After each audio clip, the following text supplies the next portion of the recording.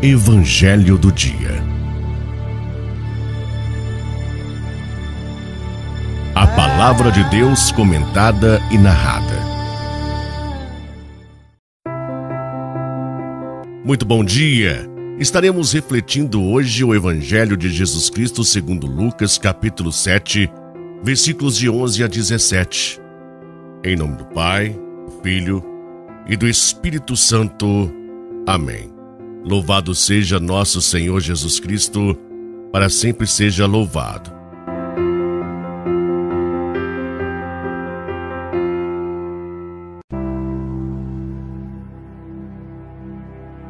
Naquele tempo, Jesus dirigiu-se a uma cidade chamada Naim. Com ele iam seus discípulos e uma grande multidão. Quando chegou à porta da cidade, eis que levavam um defunto, filho único, e sua mãe era viúva. Grande multidão da cidade a acompanhava. Ao vê-la, o Senhor sentiu compaixão para com ela e lhe disse: "Não chores." Aproximou-se, tocou o caixão, e os que o carregavam pararam. Então Jesus disse: "Jovem, eu te ordeno, levanta-te." O que estava morto sentou-se e começou a falar. E Jesus o entregou à sua mãe. Todos ficaram com muito medo e glorificavam a Deus, dizendo: "Um grande profeta apareceu entre nós e Deus veio visitar o seu povo." E a notícia do fato espalhou-se pela Judéia inteira e por toda a redondeza. Palavra da salvação. Glória a vós, Senhor. Jovem, eu te ordeno, levanta-te. Meu irmão, minha irmã, por onde passamos é muito comum depararmos com pessoas carregando pesadas cruzes, pessoas tristes, desanimadas, necessitadas de uma palavra de ânimo, de consolo. E quantos de nós que dizemos seguidores de Jesus não enxergamos essas pessoas, preferimos ignorá-las? O que vai mudar a nossa postura de indiferença diante aos que sofrem é o nosso encontro pessoal com Jesus.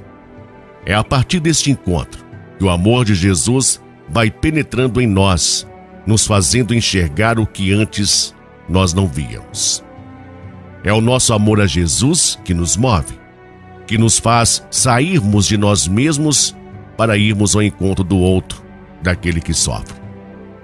A palavra de Deus que chega até a nós no Evangelho de hoje mostra-nos mais uma vez a sensibilidade de Jesus diante aos que sofrem. A narrativa nos fala de um encontro entre dois cortejos, o cortejo da dor e o cortejo da alegria. Dois cortejos que caminhavam em sentidos contrários.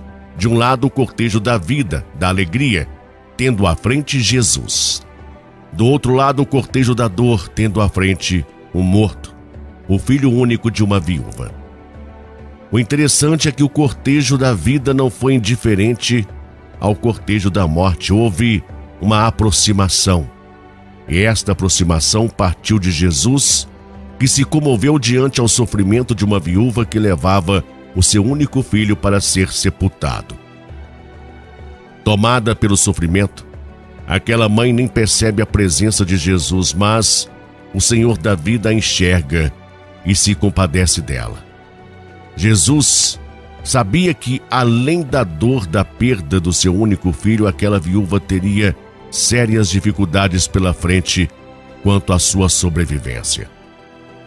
É que naquela época, quando uma mulher ficava viúva, ela não herdava os bens deixados pelo marido.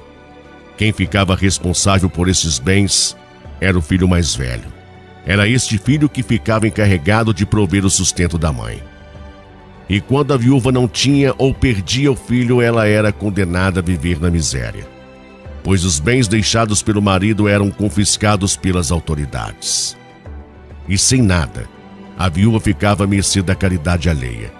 O que iria acontecer com aquela viúva se não fosse a intervenção de Jesus, que trouxe o seu filho de volta à vida? A partir de então, os dois cortejos que caminhavam em sentido contrário passam a caminharem no mesmo sentido, isto é, no sentido da vida. Ao levantar aquele jovem, Jesus levanta também aquela viúva que seria condenada à marginalização, a depender da caridade do povo para sobreviver.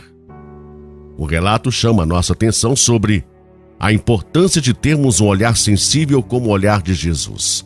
Um olhar que não apenas constata a necessidade do outro, mas que nos faz buscar meios de ajudá-lo. Em toda a sua trajetória terrena, Jesus sempre teve um cuidado especial para com os sofredores, especialmente para com os órfãos e as viúvas. Estes tinham e ainda continuam tendo muitas dificuldades em reorganizar suas vidas depois de perderem seus provedores. O texto nos alerta também sobre a importância de sermos solidários uns para com os outros, principalmente para com os que sofrem. Como filhos do mesmo Pai, como irmãos em Cristo, somos corresponsáveis pela vida do outro. Temos o dever de ser apoio para ele ou ela nos momentos difíceis, como na perda dos entes queridos.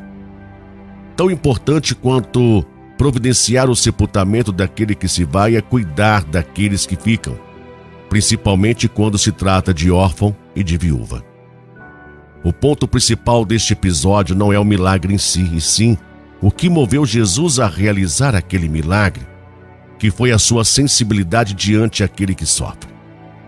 Neste caso, o sofrimento de uma viúva, que além de perder o que lhe era de mais precioso, o filho, ela perdia também a garantia do seu sustento. Devolvendo a vida ao filho da viúva de Naim, Jesus devolve a ela a sua dignidade, o seu sustento, poupando-a de ser mais uma vítima dos fariseus, acostumados a explorar as viúvas, apoderando de tudo que por direito lhe pertencia.